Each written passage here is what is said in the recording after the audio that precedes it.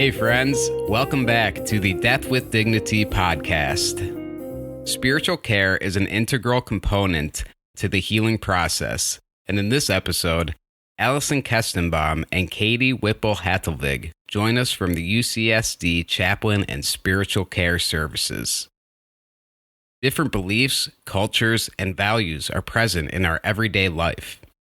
These two individuals provide compassion and spiritual support to both patients and families, offering a variety of services, including crisis intervention, spiritual support, support in decision-making and ethical dilemmas, providing prayers, blessings, and rituals, and end-of-life support.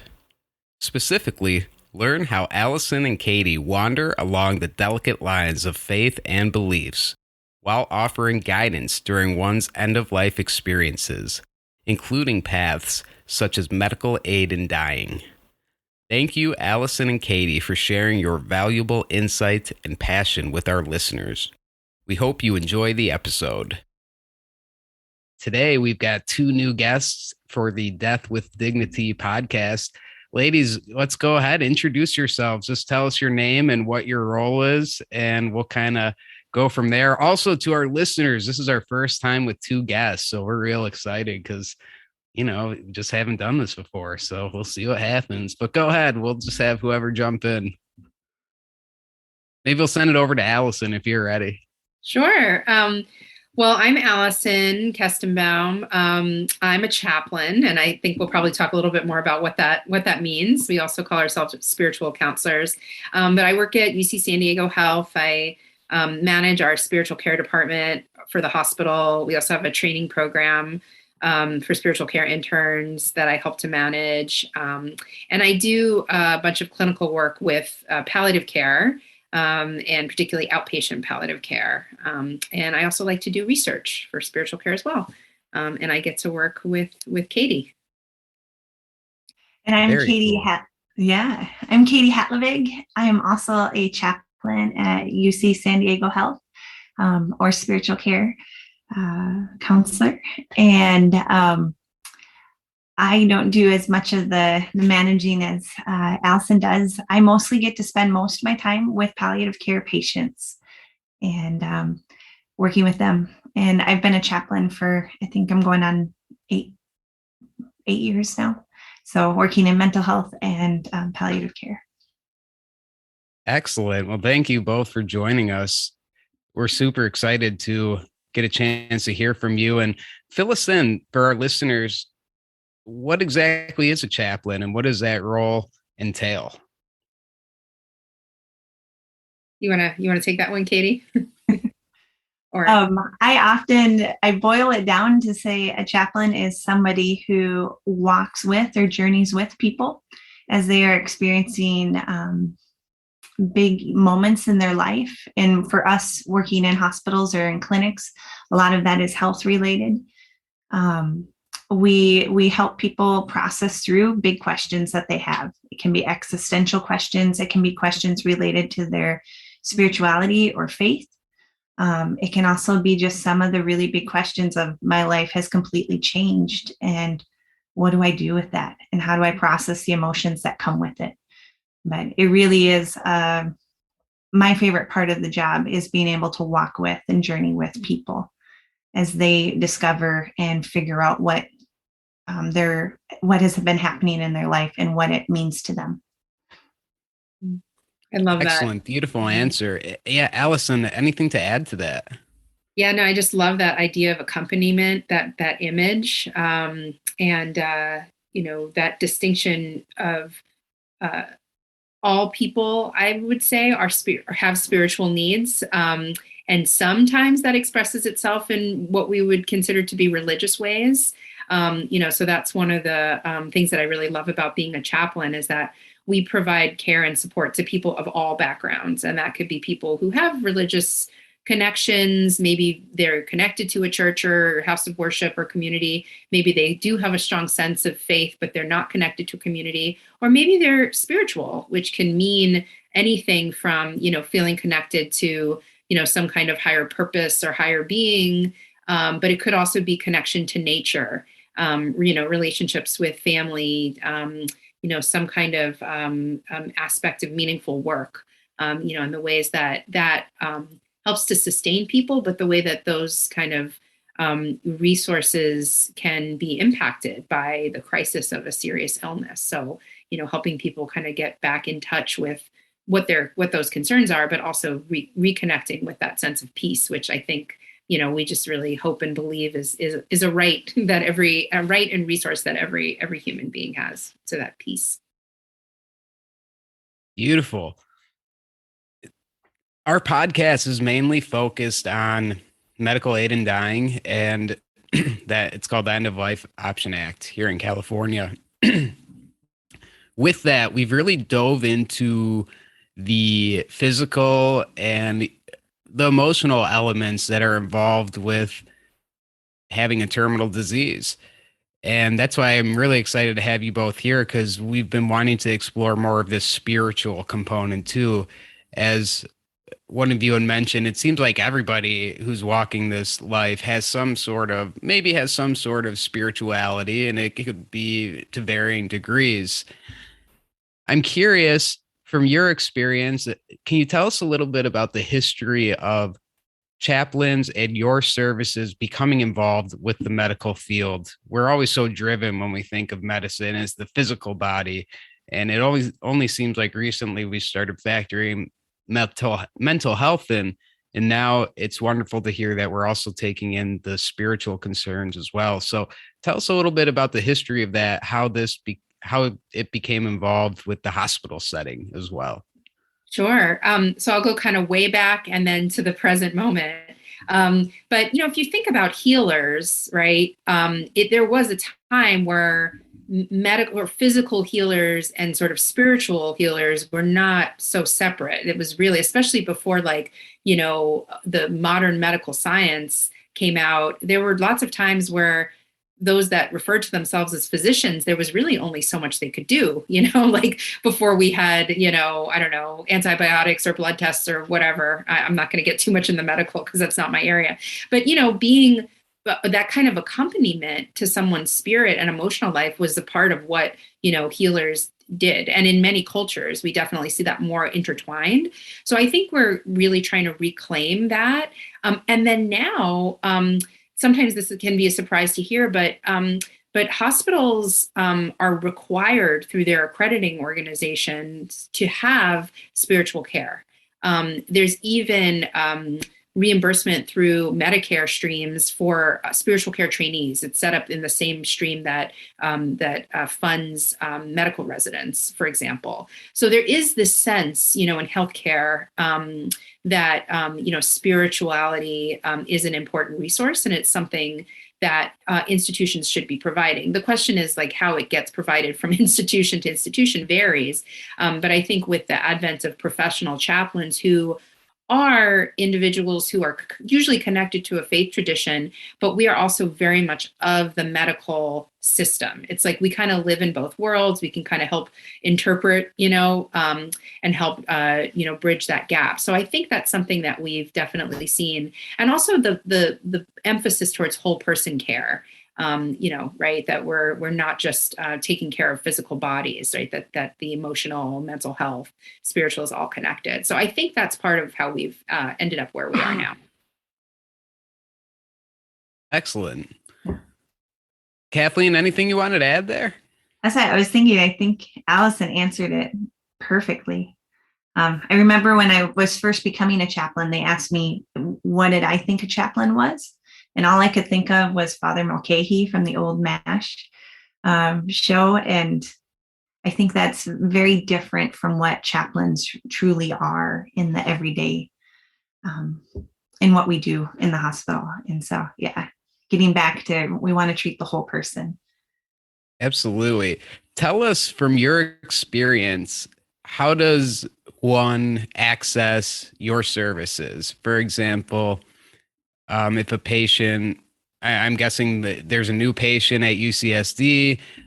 Maybe they have a serious illness, maybe not, but what would it look like? Is it, you're obviously a part of the medical team, it sounds like, as you mentioned, treating the whole person and everything. So how do you collaborate with other professionals and how do you get involved with the patient? I would say it's a little different if you're an inpatient or an outpatient, if you're in with the clinics. Inpatient, you always are able to ask and say, I would like to talk with the chaplain or a spiritual care, a spiritual counselor. I know we're trying to meet, or we try and assess the needs of each patient as they come in. And there's ways that, depending on questions that are asked when you come in, the kind of flags, and we know, oh, this, you might want a visit from us or not. But for anyone listening, the best way to actually be able to talk with us is always just ask. And I'd say even in a outpatient setting, you can always ask and see. There's not always chaplains in the outpatient setting, but definitely ask. And at UCSD, we can coordinate to try and meet your needs. Is that the question you were asking? Yeah, I think so. Allison, did you have any other comments or anything to throw in there too? Yeah, totally. Just I think Katie said it great. We have I don't want to overpromise for folks who aren't at UCSD or aren't at an institution that has a ton of chaplains around. I always kind of joke that for a discipline that's trying to provide whole person care, we're often like 0.25%, 0.5%. So like we're not even whole ourselves. But I think it's improving across the board. So, our hope is that you would be at, that if you are listening to this and you're at an institution, a healthcare institution, that there is, some professional chaplain there that can assist you. There also are some now like virtual chaplain organizations, and some faith communities have like chaplains that are essentially chaplains for the whole community, for like all of the health systems. So it does take a little bit of investigation sometimes. But as Katie said, definitely worth asking, because sometimes, but I think by patients asking, it puts it on the radar of other staff, to say, oh, wow, this really is, we didn't even know this was something that our patients were interested in. Thank you. One of the I guess, factors that I'm thinking about when considering your services is that there are so many different faiths and different backgrounds for people. And I'm wondering how you're able to support so many people who have different beliefs and belief systems. Is that more of just like a general discussion? Are there times where you have to get really in depth with certain spiritual text or philosophies? And how would you, I guess, approach supporting someone who might have like really extreme beliefs or just faith that you maybe don't have as much experience with? It's so remarkable because, I just over and over again, I've found that the spiritual questions and issues and concerns people have are quite universal. Certainly there are certain rituals, like certain sacraments, let's say, that need to be done by a particular member of clergy from a different tradition. But in general, and we definitely are conscious of that, and we try to make referrals to the right clergy person. We even have some clergy people in the community who are available to help come in the hospital if that's needed. But in general, I mean, really, Katie, I wonder what your percentage is on this, but it almost feels like 99.5% of the time, patients are satisfied and feeling that their needs are met by talking to a chaplain who can help them, reflect on what their own, spiritual religious practices are, but to kind of put it through those terms that are universal to help them make sense of it. So that's always, that's kind of like what we say, but to actually see that is in process is really always kind of inspiring to me. And I don't mean to like deny the differences and the uniqueness, like that's definitely there. But and interestingly, I know we haven't gotten to this quite yet explicitly, but particularly with topics where people might be concerned about what their particular tradition might say or teach on a certain topic, whether it is actually the truth or not, because people have certain perceptions of what they think their clergy might say. To have a chaplain that's kind of coming from a neutral territory, we find that sometimes patients open up about things that they might not even open up about in the same way with their clergy, that they will, and we kind of help them to re-facilitate that relationship. So that's something that we actually see coming up quite a lot. Yeah, I would agree. I was trying to think. A lot of what we do, because our role as chaplain is not to provide answers or to fix problems. So often we help just reflect back on what the questions are that people are asking. And most people have an understanding, or they know deep down kind of what is truth and what they're looking for. And so just having a person that can reflect back what they're asking, or maybe rephrase the question in a way, or bring up a question maybe that they hadn't thought of before, really meets the need of what they're looking for.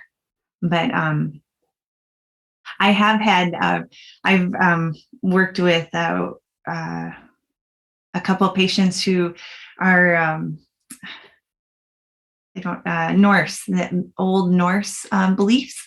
And I didn't know a lot about that. So some of that I had to ask, what's important for them and how can I support them for what I was able to do. And I liked it because I got to learn a little bit more about a faith tradition I hadn't known much about.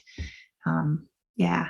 And Allison is right. A lot of patients have questions that they want to ask. Sometimes they're angry at the deity that they've believed in for a long time, but to be able to bring that up and talk about it in their faith community, they're not sure how that would be received. But here they can ask and just be like, yeah, I'm really, really angry or pissed off at God. And it just gives them a place they can talk about that. And then as we get further into talking about end of life discussions, we've had some who are Catholic, and we're a much safer place to be able to talk about these questions than if they went to their priest or things like that.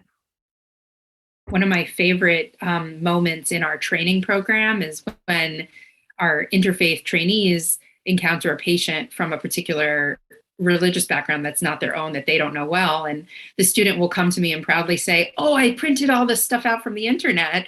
And then I say, well, here's an idea. Did you ask the patient what prayer they would want? And they were just like, whoa. And then they go back and they try it. And it's just inevitably beautiful because the patient gets to be empowered to say what's important to them. And then, the trainee learns something, about really what is the essence of chaplaincy, that kind of not fixing it, but helping to empower and to accompany. So that's always a delight to see. Yes, what a unique opportunity you both have to interact with so many people of different backgrounds and beliefs.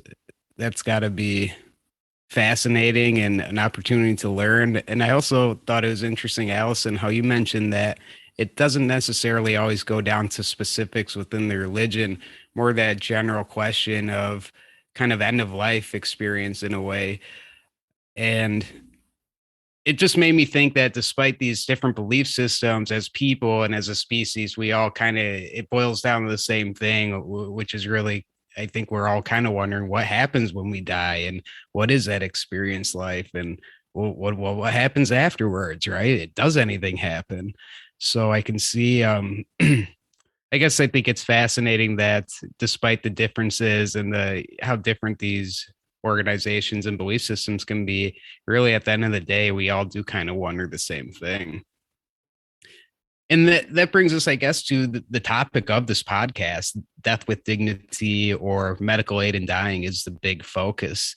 And this is something that I was introduced to several years ago. And since that time, we've been exploring it for about the past year or so now with different interviews through this podcast.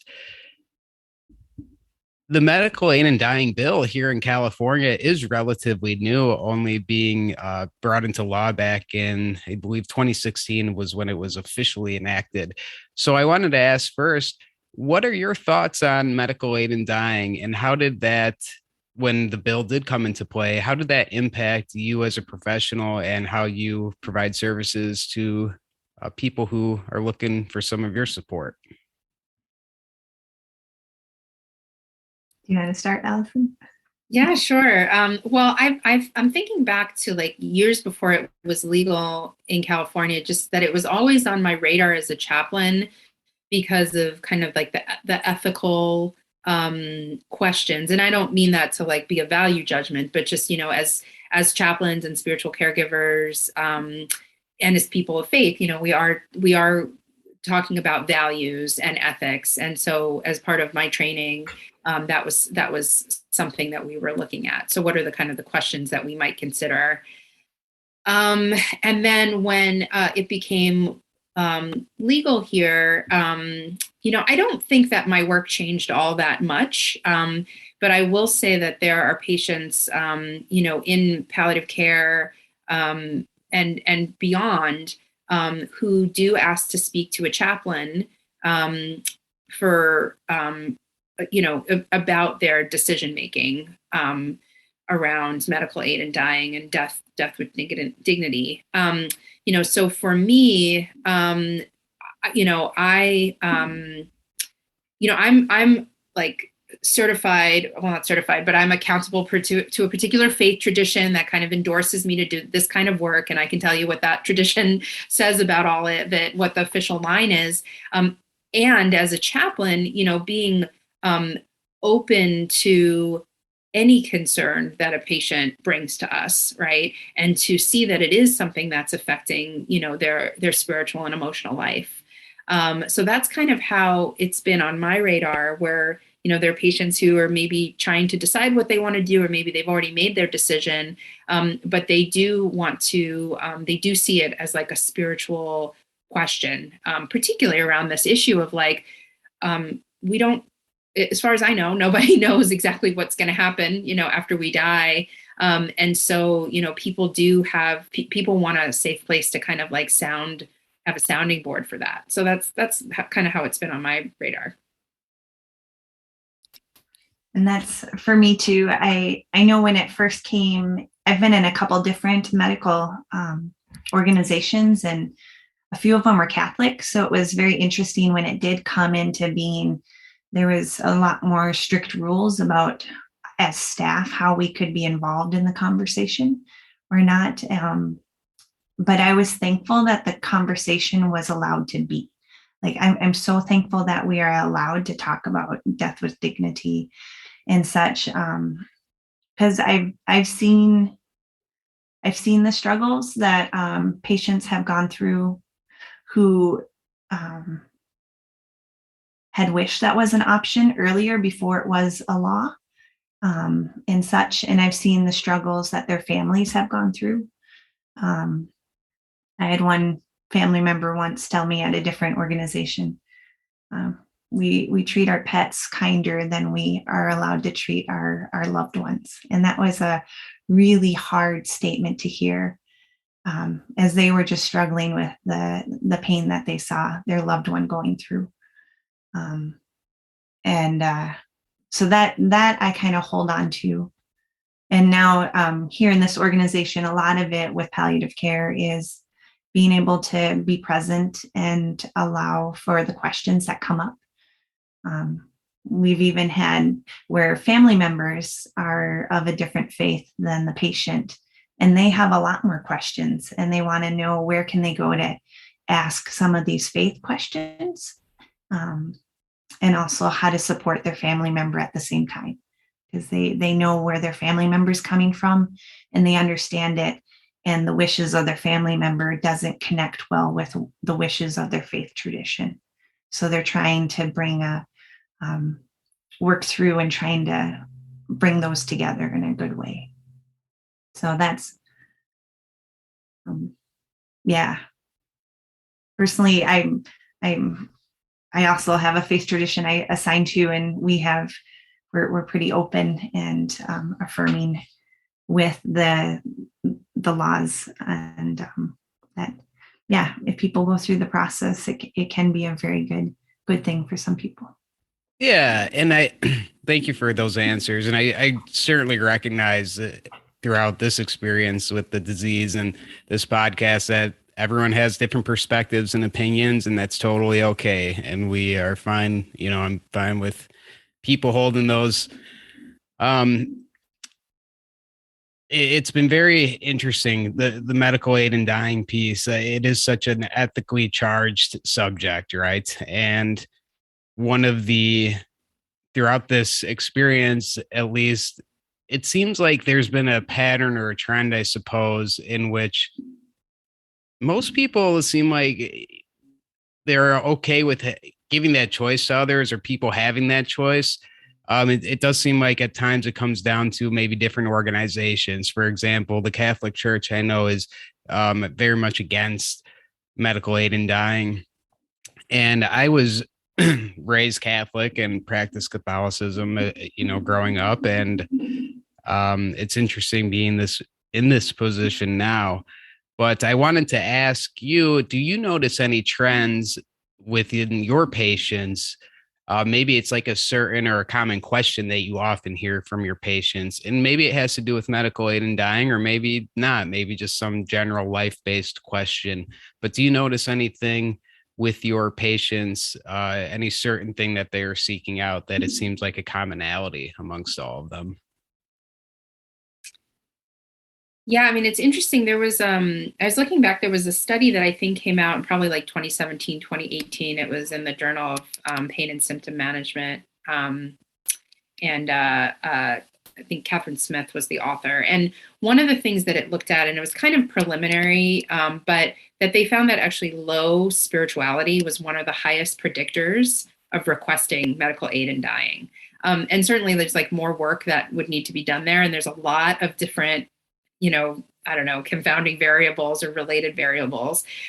So I think that's one thing, that on the one side, you have people who haven't necessarily talked about or explored their spiritual life much, which again, that's not a critique. It's just, just kind of the way it is. And so that might align. And then I don't know if it's a spectrum or not, but then you do have people who maybe were raised in a particular tradition or have been connected, or maybe their family are. And, some of what they're trying to work out is, how can they be in integrity either with themselves or in their families? And and possibly pursue this, and also like be integrity with their own quality of life. I mean, I think these are some of the things that come up. Yeah.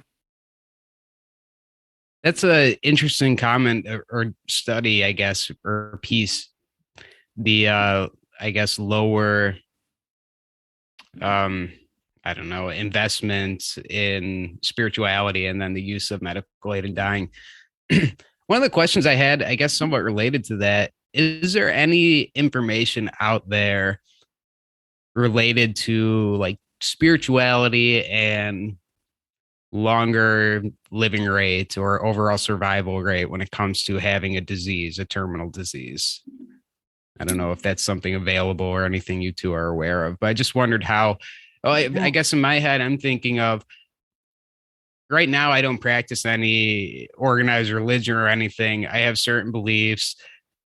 One of the things I do believe is the idea of eternal optimism and really just focusing on the good and trying to maintain that positivity.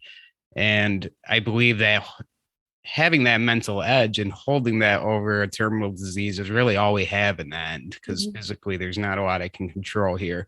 But if I can kind of maintain that mental outlook and that positivity, I like to think it's going to help me with longevity and keeping me around. So I guess the question goes back to that in a sense. Is spirituality beneficial, or is there any research or anything, or even from your own personal experience, do you notice, I guess a longer survival rate in a way versus people who might not practice something like that? Yeah, well, Andra, I would say that to me, that sounds like a very robust spiritual practice that you have. Not that you need chaplains to tell you that, right? Whatever works for you is working for you should be the litmus test. But yeah, so I would say that part of it is just like broadening the mindset of what a spiritual practice and spiritual, belief set is. And that, yeah, there is research. A lot of the work that's been done by like Harold Koenig and Ken Pargament, and there are others out there, George Fichette, about it has to do with coping. It has to do with knowing that others are holding us, in kind of a hope for spiritual healing. There have been some studies about that, and then there are also some studies about like what our like religious coping is, what our what our spiritual, kind of our ability to sort of like surrender. And I don't mean that in a bad way, like you're totally giving up, but that, the things that you kind of are accepting, right? And then, the things you can change, things you can't change, and the wisdom to know the difference, like that kind of thing. That does seem to be there does seem to be, some correlation there. But then, of course, I don't think we've said what palliative care is, and but palliative care, of course, is interprofessional care for patients with serious illness. We often get thought of as end of life or hospice, and hospice is a kind of palliative care, but not all palliative care is hospice.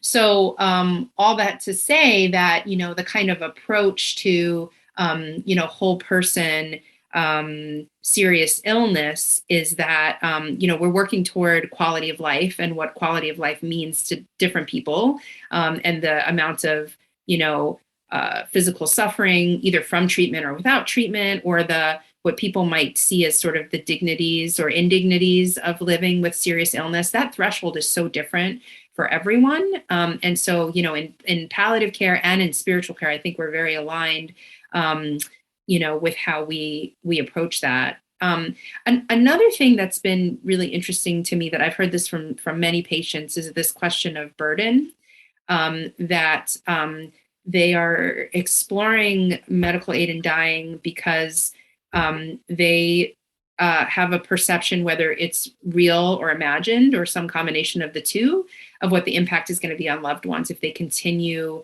to decline with their serious illness. And part of me is like devastatingly sad about that, because like, I do see in palliative care, that people can be very well taken care of. They'll have minimal suffering. They would have the resources they need for family respite, ideally. But I also know that we're living in a system that it does fall on the family caregivers. So that's a really kind of distressing reality. I think Diane Meyer talks about that, one of the leaders of the palliative care movement, that yes, we want to say that we'll be able to care for everyone with a serious illness and give them everything they need, to have that kind of quality of life up until they die.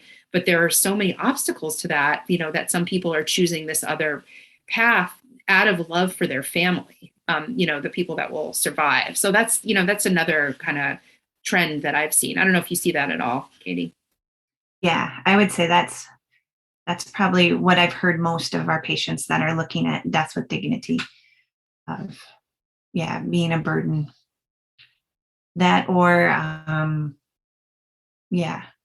or the other one is they when we have a long-term or a debilitating disease, there's not much left in our control. And for some people, this is their one chance to be able to still have one thing in control. They want to be able to decide when is the right time for them to be done with it and to end.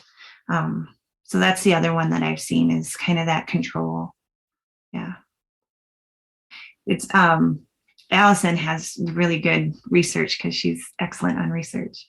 But I know Mayo Clinic, they did a study on the Franciscan nuns that work at the Mayo Clinic, because they live till like 110, 120 years old.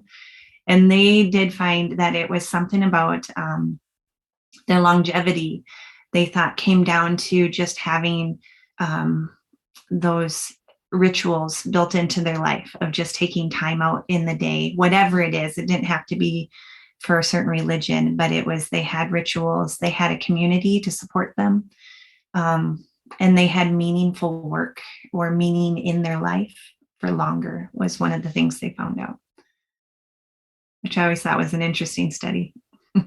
Yeah. Yeah. Having a purpose, I think, is so important, and some kind of, I guess, goal or looking to achieve stuff. When a patient approaches you about medical aid in dying, what does that typically look like? Is this something that they are already aware of? Is it a subject that you guys kind of generally explore together? Maybe it's lots of different experiences I'm sure you've had with patients. So can you just tell us a little bit about what that might be like when a patient is coming to you looking for that type of advice as they grapple with that end of life option? That's probably a little different. Again, like the inpatient, outpatient kind of thing, and where I wonder what the trends are on that for chaplains and other institutions. But for us, I think it comes up more frequently in palliative care because, for better or for worse, I think a lot of patients who are new to palliative care are trying to understand the difference between things like hospice, palliative care, death with dignity. How do all these things relate? Are they the same thing? Are they different? Are they related? So I think patients feel like if there's any place in the health system they can bring that up, that's like a safe place to do it. It's a little bit tricky because in palliative care, we are, like I said, we are about providing best quality of life possible at any stage of a serious illness. And so we really want to try and get that message out there. We don't necessarily want to be like conflated with any particular part of the illness process. But it is kind of an honor to like be that safe place where people can say, this is something I'm curious about, or I've already done a lot of research about it. And in our institution, we're really blessed because we have a group of coordinators, they call themselves, who assist within the laws to help patients get the resources that they need to make kind of make their own decisions and take their own steps. So as chaplains, we're not in the position where we're coordinating that, but to be the point of entry where we can be the ones, or I guess I'll say for myself, to whatever a particular faith tradition says, or even the law of I'm in California, but if I were in a state where it wasn't legal, there's nothing that's stopping me from responding to the question with compassion and empathy, and finding out, and also just curiosity, because there's usually more behind it. People are not just simply asking the logistics of medical aid in dying. They're probably also telling me about some other kind of questions or spiritual or emotional distress that they're having. So just to kind of be at that, to be one of the first points of discussion for that, I think it's really an honor. Yeah, absolutely. I mean, we are at that rate, we're talking about the most kind of intimate and profound questions that we have as people. So I would certainly think what an honor and a privilege to be able to be a part of that. So vast experience that you're gaining as a person, and to be able to help support these people is really impressive. Kathleen, did you have anything to add to that with anything you noticed with patients? That Allison said it very well. Yeah. Just cool. Be present. And I think also we can sometimes be a safe person for their family members to ask questions because they want to be supportive to their family member who's thinking about this, but they also have questions, and they want a safe place to be able to ask those questions without it hurting their family member. Yeah, that's something you touched on it briefly, Allison, the family piece. Do you get a chance to be involved with the family of these people as well, is one of my questions. And I think we kind of forget as well that the caretaker role and how that is such a profound role in this process. I had read a book a while back. It was the wife of the man who wrote a book called The Last Lecture. I can't think of his name, but his wife wrote after he had passed away. She wrote a book and just kind of talked about her role as a caretaker as he went through his experience with the terminal disease. And yeah, sometimes I think, I mean, it's a hard job. It's a really hard job to have. So I guess I just wondered, do you get a chance to help support those people as well? And how does that look, I guess, in a sense? Yeah, as a chaplain and in palliative care, and I think about how the patient unit actually includes the family. It's just like part of the philosophy of it. So, we are always open to talking with the family and, accompanying them as well. Um, Interestingly, and this might just be me, so I'm really curious to hear what Katie has to say, but it's often been that patients have approached me because they like want a place where they can just lay it all out there on this topic, and to kind of help you know inform and help them even just like practice and rehearse how they're going to talk about this with their family. And so usually they kind of take it from there, which is really interesting. So we'll have a conversation or a series of conversations, and then when they feel like they're ready, they'll have that intimate conversation with their family. But I wonder, Katie, have you seen that come up as the family unit? I've actually seen it more as a family unit, and it might be because I haven't been in like the very first conversations. A lot of our patients have been thinking about it a little bit and have been talking about it with their family. And then I've been there where the family member has questions, because a lot of what they know or think is just from what we see on TV, which is never correct, or it's very far from correct. And so they just want to know, what does this mean? What does this entail? They're curious about the legality of it. And then, like I said, I've had some patients who are the patients themselves are very spiritual, but not necessarily religious. And they're married to someone who is very religious. And they're trying to figure out how do they support their loved ones and still feel that they're still faithful to what they believe. And so that's been a privilege to be in those conversations. And we have some pretty awesome priests that we work with that are open to have those conversations as well, especially within the Catholic Church, because it's a little harder to have those conversations in a safe way. But I've always seen them come back to, it's a beautiful where they're able to support their loved one. Yeah, Absolutely. Having that support, I think, certainly makes the process easier. Do you find that that's generally the case, that most families are supportive, or is it, I guess, kind of the opposite, where no, they might not be on board when discussing medical aid in dying? I've seen, for those who have been really open about their disease and open about the hardships, most of their families have been supportive, like halfway through the journey, or they seem to be pretty supportive. Those where the family aren't as supportive, I haven't seen as much honesty maybe, or openness about what the patient is experiencing in the disease. I would put it that way. Allison, did you have any comment on that? Yeah, I mean, I think it's kind of interesting. Again, thinking about like what some of the research says, and I'm not an expert on this, but that you might wonder, I think maybe part of what you're asking is like, there's is the bereavement different for family members, when a loved one chooses medical aid in dying.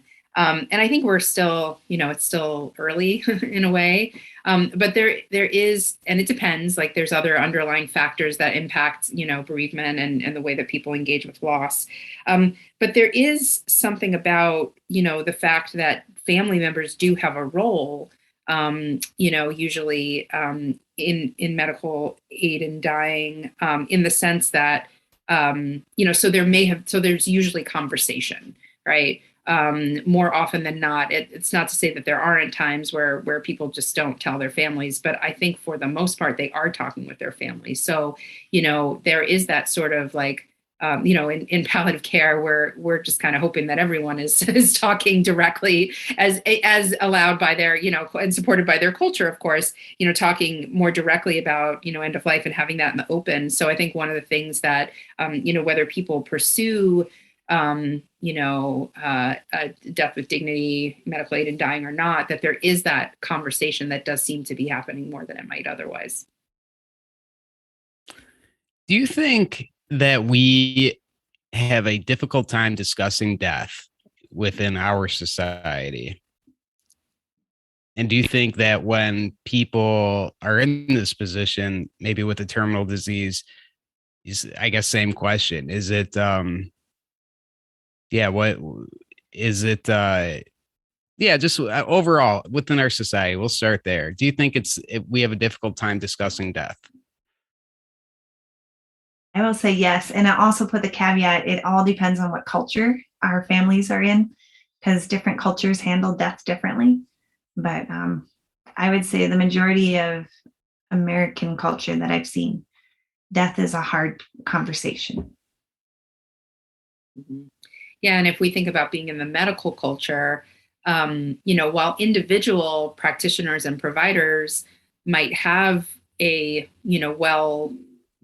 developed and nuanced relationship with death, the system, and not everyone does, let's be honest about that, right? So that's a big assumption there, that every physician, let's say, has like sat and done their own advanced directive, and they've thought about where they want to be when they die and what they think is going to happen after. Like, I don't think that's happening across the board. But even if it were, like the medical culture is so much about, curing and fixing. And I don't say that like as a pejorative thing, it does it accomplishes incredible things. But yeah, that tension of like when it is the right time to have that conversation, which I think as early as possible is my answer. Never too early to talk about death. But yeah, so like it does impact like when we have these conversations, and then the role, like, certain medical specialties, they just don't necessarily see it as their area of expertise to talk about death. And, I think it is something that we all need to be like a generalist in, like maybe certain disciplines or specialties are more practiced in it and have the skills. But I just do think it's really important for the medical culture for everybody to at least have that basic skill. But I just don't think that's the way it is. So definitely in the medical culture, it is. I don't think it's something that we face as directly as we could. I would also add that some religions make it difficult to talk about death, because I run into a lot of patients where if they talk about death, that means they're giving up. So, or they're not expecting God to heal them if they talk about it, or things like that. Which makes it really isolating if they want to talk about it. And then the rest of their family's like, we can't say that word. Yeah. Yeah. Even just that, what you just said, saying that word, we, at times we go to lengths to avoid saying it, like they passed on or they're moving on. Right. We never actually say he died, they're dead, they're gone, or even just they're gone. Right. We don't use that word death and dying. And it seems like from our exploration of this topic, medical aid and dying, that I would say that, yeah, I think that we tend to avoid the discussion. It seems like it, at least. But I also think that from having these discussions, it's a really good opportunity to have a better understanding or relationship with death and be more prepared. And I think it relieves a lot of the anxiety that might come with that unknown. And that's something I've really gained from this podcast. And I really appreciate that this is like basically free therapy. And we've been talking about this subject a lot and we've got a lot of hours on it. So it's cool that it's an opportunity to kind of change and I think foster in a good way that relationship. This is kind of more of a general question, but what are things that you would like our listeners to know about medical aid in dying and about your role as chaplains within the medical field? And just to follow up something, Allison, I'd like to hear more about some of the research pieces that you've mentioned. But yeah, anything that you'd like to jump in and just share kind of generally is something that our listeners should know or you want to share with them. And it can be about, again, your services or just the topic related to medical aid and dying as well. Yeah, I guess, well, go ahead. Number one thing is, if you're curious, ask questions.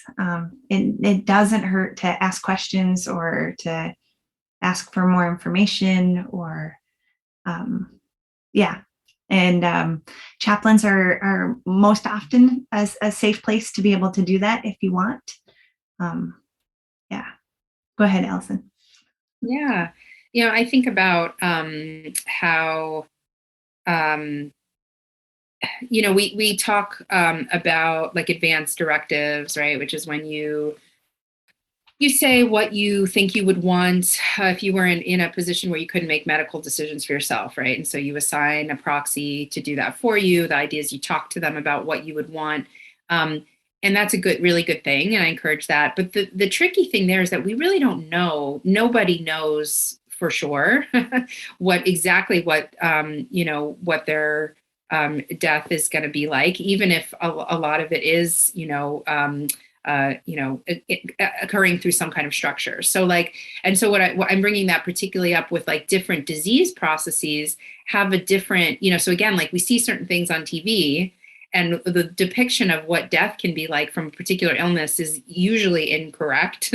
And there are interventions that can be brought in. Interventions is such a technical word, but just there is comfort that can be brought that, again, offer dignity and offer, management of like the symptoms that people are not even symptoms, but like pain. Like people are afraid of pain or dying in pain or dying with shortness of breath, these kinds of things, or dying of starvation.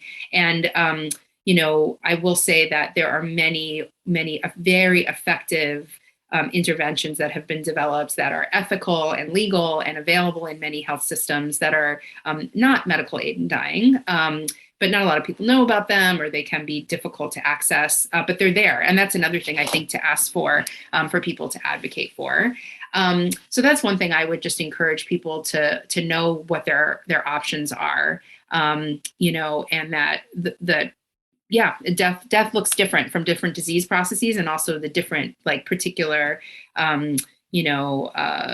like attributes or comorbidities or whatever that a person might have, to use a technical term.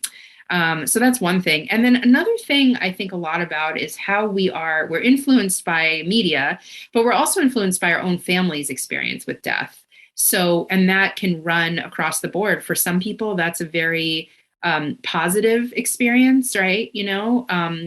Because maybe in their culture and their family of origin, it was something that was talked about openly. Maybe they helped to care for a loved one at the time of death, or they were present. These kinds of things, or maybe they have like certain kinds of celebrations of life that, that make that very accessible. And many people have many traumatic experiences, especially because the way that modern medicine has developed, it develops so quickly. So even if you had a loved one die of a particular illness even 15 years ago, let alone 50 years ago, which is like, sometimes we have that, people are thinking about that experience when they're concerning what their own death might be like, right?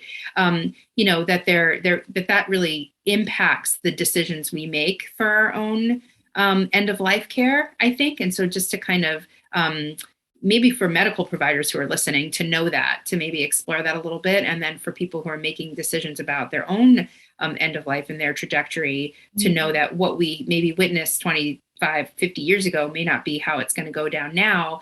But regardless of that has an impact on us. That's a place of like, spiritual distress that people might experience. So. Yeah, absolutely. I mean, we all have a past, and these experiences certainly, shape us and can impact us today.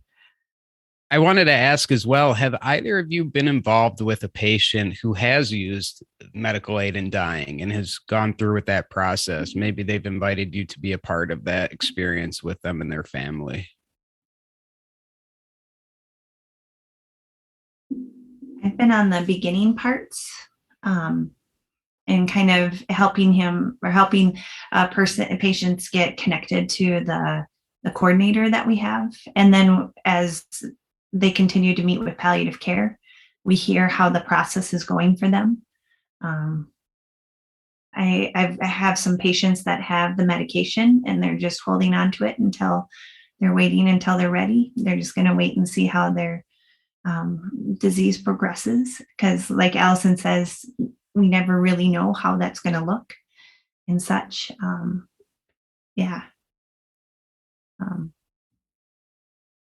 Thank you for sharing that. Yeah, I have not personally. I think it's because of where I am in sort of the healthcare system. I've had some students and colleagues who work in hospice, and that's also a tricky thing too, because some hospices have different levels to which they're able to be involved with medical aid in dying or choosing to be involved. But just hearing, like in general, that in a way, yeah, just what it's like for chaplains specifically to decide, how they feel about being at the bedside or present. Often it's about ritual, which is really so super important for humans. We need, whether it's a religious or spiritual ritual or something more secular. I think just the idea that chaplains would be asked to be there has to do with the fact that people recognize that they're marking such a significant, maybe the most significant transition. So that I think that's one thing. And then just kind of hearing about how, like, I don't know if you've ever heard this expression that people like die how they lived. It's not always the case, but like, some people who, kind of had like a chaotic existence, even if they are using medical aid in dying, like that in using that option, it still might be like they might just suddenly decide one day. Like I've heard of that kind of thing. And so that creates a certain kind of energy. And then people who, are more intentional about what they have planned and who they're going to be surrounded by. So that's some of the things that I've heard about secondhand. I would also just add, like, as a hospital chaplain, it's very common for us to be with patients when they're extubated, when we know that the breathing tube comes out and they're going to die in a short while. I don't see being present if that's what a patient is wanting at the end of life with medical aid in dying, very different from that, kind of. So for me personally, it would be an honor, and I recognize I'm stepping into holy ground with that person and their family to be present there. Yeah. And I think your role's what you do. I mean, you're at the forefront. It's very, very admirable. Allison, I wanted to ask a little bit. You mentioned research a couple times throughout. Is there any specific topic or study that you find very interesting and would like to share with our listeners? Or is there any research that maybe you're conducting and wanted to share out about like different things you're exploring? But yeah, just fill us in a little bit if there's anything you'd like to share.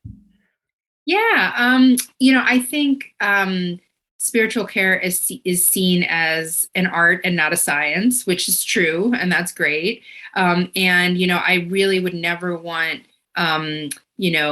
anything like asking scientific questions of spiritual care to detract from it. And in my experience, it doesn't. I think so really what I'm trying to do is come at our work with, curiosity and sort of a dispassionate investigative spirit as much as I can, even though I'm extremely biased toward this work. But really this question of like, there is this broad sense of like, there's something that happens, like spiritual care is effective. Patients say they want it, and then they say good things usually after they get it. But there's sort of this sense of like the mystery of what happened in there. It's like a caterpillar in the cocoon comes out as a butterfly, but we really don't understand what's happening when the chaplain's meeting with the patient.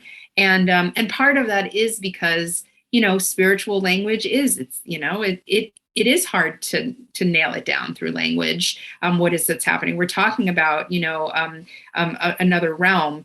So I really enjoy being involved in research because I like being a part of, a community of investigators who are curious about, well, what is, some of the secret ingredients here? Why is this effective? Can we replicate it? Or, is there something a little bit more of mysterious to it?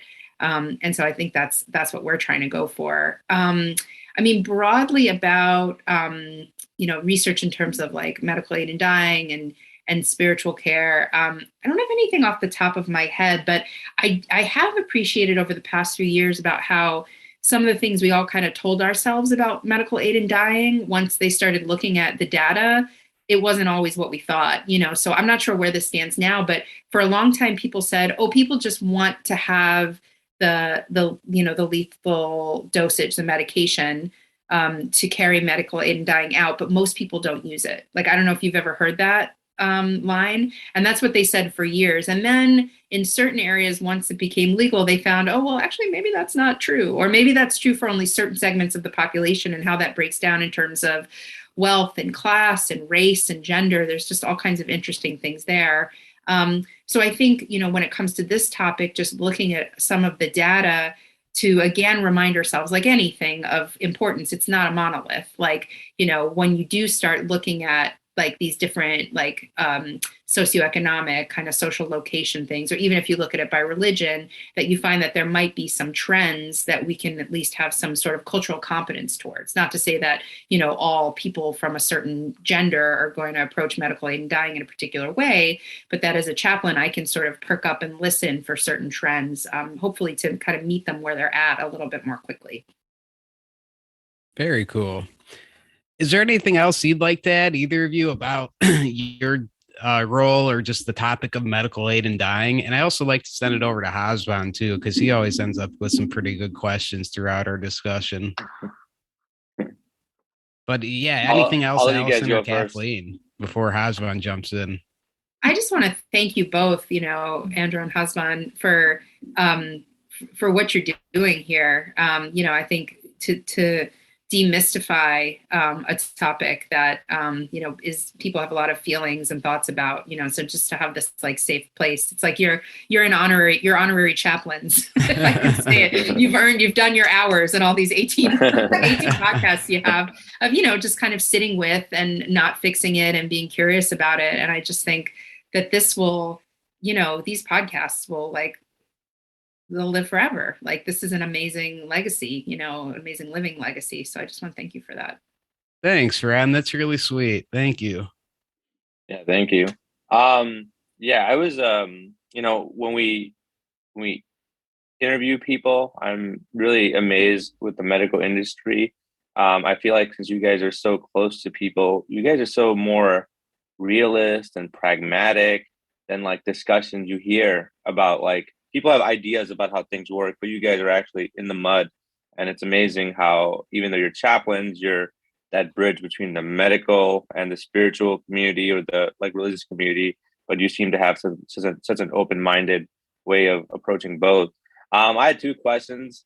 One is kind of more of a fun one, but the first one was, do you think being religious differs in any substantive way from being spiritual? I'll give you my normal answer on that, because I think that's a really good question. For me, spirituality is anything that gives us lasting peace and comfort. And so I think spirituality is the broader lens. And then our religion can be a part of our spirituality. Our religion can be something that gives us peace. Sometimes religions do the opposite of giving us peace, though, too. So I guess that's the tricky part. Yeah, for sure. When I was younger, I feel like they were more about terror, and now that I'm older, I see the peaceful part of it. But I do like it that like religion is nested inside spirituality. That's cool. And then I guess, Allison, you were talking about the spiritual language, which I found really interesting. The language of the other realm, I feel like, is very difficult. and I hate to bring it back to psychedelics, but one of the most interesting parts of that realm is that people have a hard time speaking about it, and they've had to like create terminology to kind of experience some of the things that they've gone through. And then one of the things that I was thinking about were near death like experiences, and I was just wondering if, whether research or just personal opinion, do you guys have any like thoughts about like near death like experiences? And it seems like they have profound impacts on people, and they almost quote unquote go to the other side. And yeah, it's kind of a fun thing to think about. So I was wondering if you guys had any thoughts on NDEs.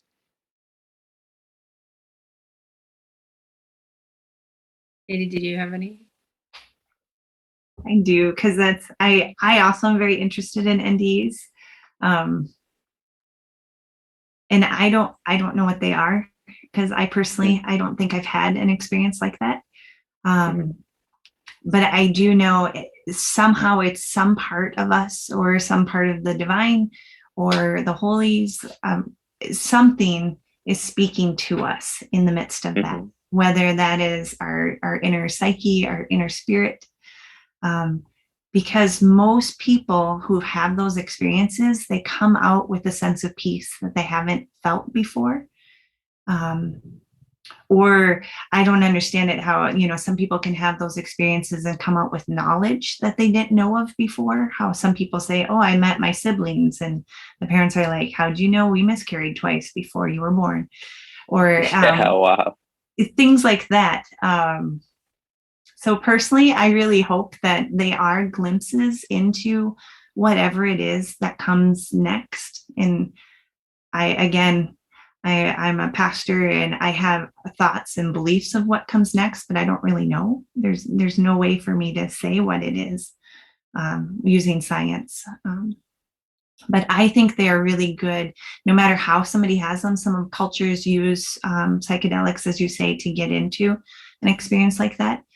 No matter how people experience that, I think what they experience and what they're told in those are important for them, and important for whoever they share them with. So I think they're holy moments of some sort.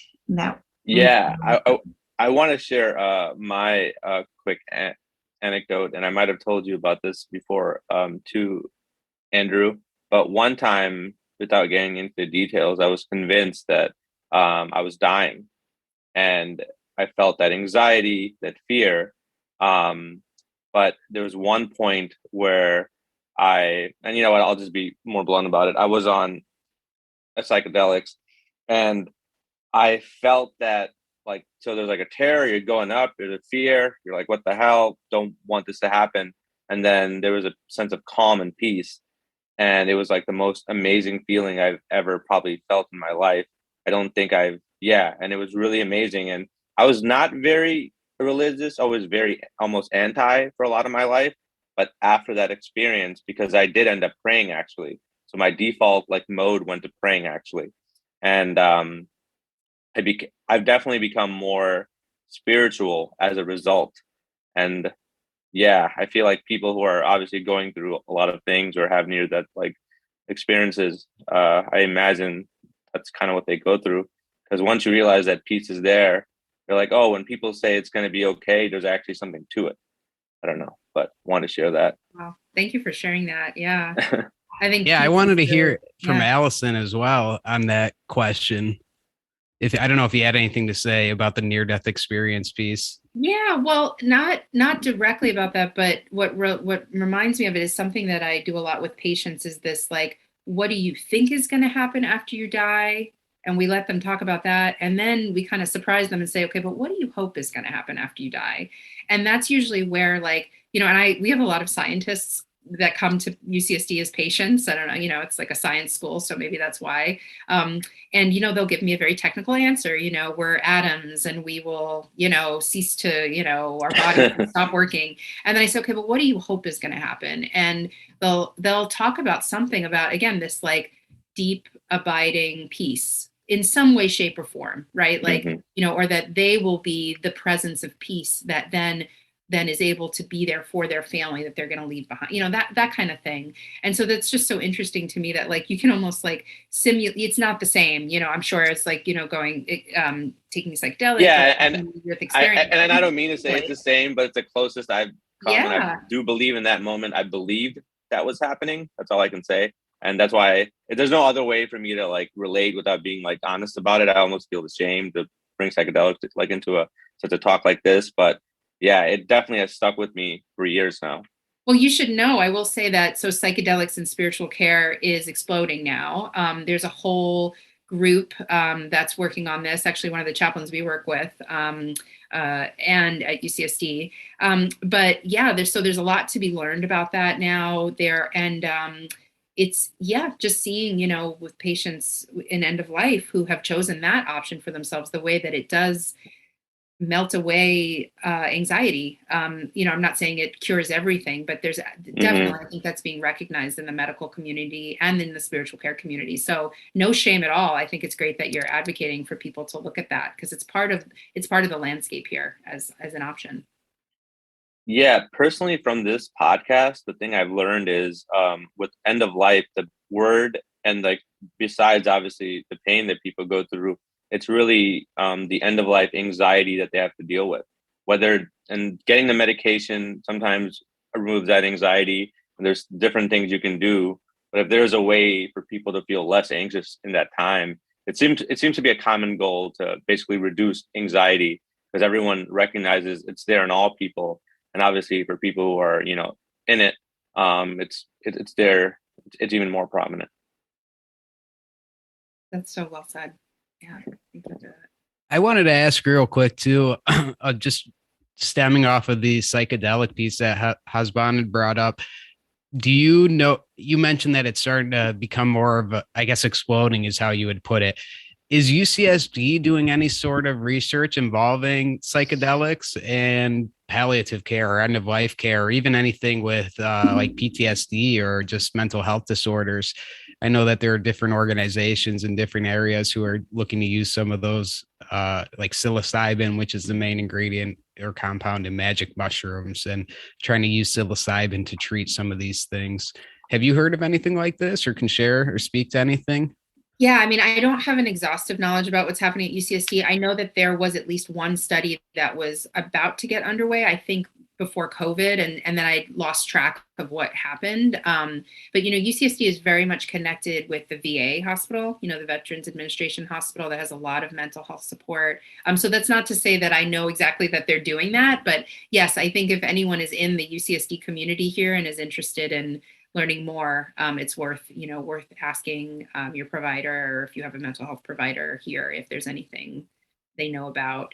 And then just across the board, like I can say for spiritual care, there are different, I won't get into like the terminology because I'm really not an expert at it, but like that there are guides essentially, that when people, take psilocybin or, they are doing that in a medical context, there are different kinds of guides with them. I'm saying with air quote. And there are lots of chaplains that are training to go through that process. So it's like you get sort of the 2-in-1 where you get everything the chaplain brings to the table, and then you get the guide along with that. And I don't think we even are seeing the full potential of that yet. I think there's a lot we're learning. Yeah, it kind of stemming off of what Hasban had said. And Hasban, I did want to ask you, and there's no judgment or anything, but I was wondering, would you have considered that experience a near-death experience for yourself? And the reason I ask is because I feel like I've been in the place when using psilocybin, that feeling of that overwhelming peace. When I had used, I'm thinking of a particular time, I was thinking and really reflecting on death and dying. And I remember this overwhelming sensation of peace and understanding and just tranquility, knowing that I don't know what's going to happen, but I do know that it's all going to be okay. It was overwhelming how this feeling had just taken over, almost like cradling and holding me, that it's all going to be fine. So for me, that was such a profound experience. I guess wondering with Hasban, was it similar in a sense? Like, would you have considered that for you? Yeah, was that a near-death experience? I guess I have to give more context to it too, and not necessarily a physical death, right? But like maybe emotionally, mentally, you were experiencing something.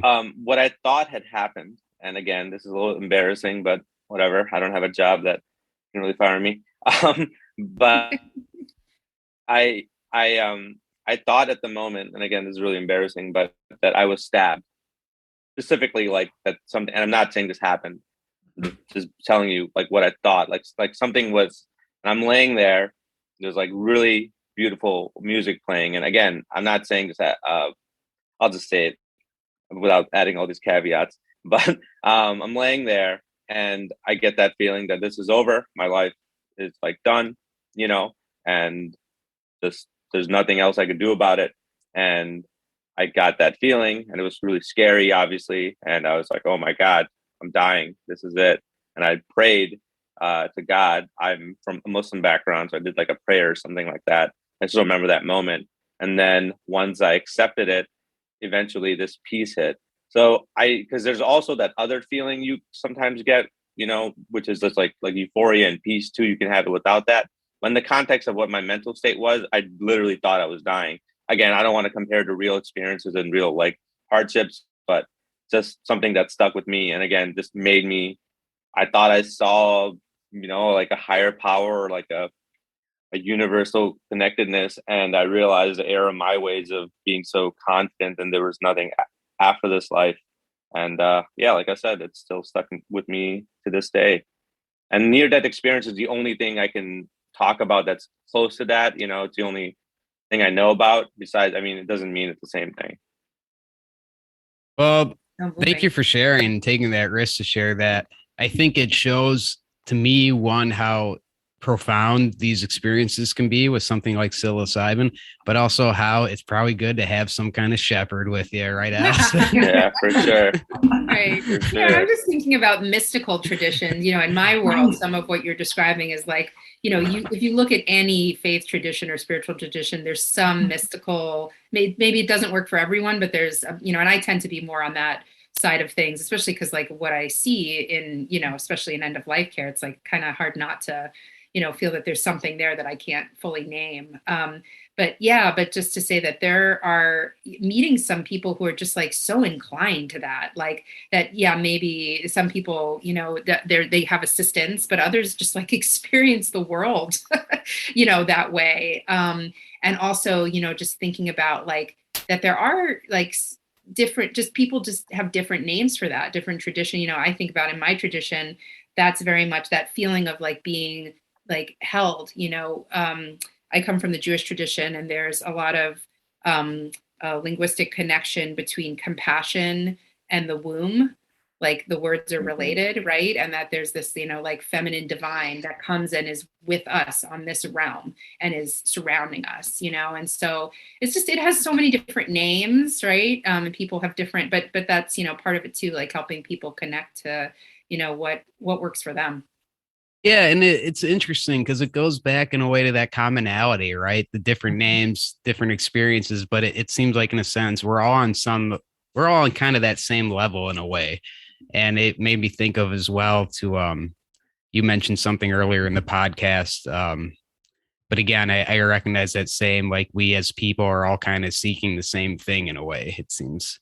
Especially when it comes to this topic of what happens when we die and, what is the end all about? It is arguably one of the most profound questions that we have as people. Mm-hmm. So it makes for a lot of discussions. Anything else, Hasban, that you wanted to add or ask? Would you have any advice for people when they speak to, like, obviously chaplains are the ideal people to speak to, but sometimes you have a friend or someone that's kind of confused. And let's just say somebody was in Andrew's a situation and they were talking about these really deep questions with their friends or family members. And what I've noticed from this conversation is you guys have really cool ways to guide the conversation. Is there anything you recommend? Is there a kind of feedback that you should give, or some kind of, way to guide that kind of like conversation? Are you asking for the person, the patient having that conversation, or the friends that are asked to be journey with in that conversation? For the friends and family members that are trying to help, a family member who's actually dealing with end of life or something very like terminal, I guess? I guess my first thought is don't try to fix it. If people are asking these questions, to be curious and wonder with them. Just ask, oh, that's a really good question. I hadn't thought of that. Or can you tell me more? I'd like to know more, to wonder with.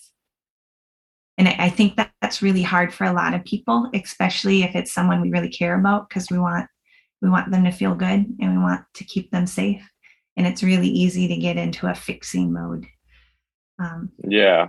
I do that with my family a lot. Yeah.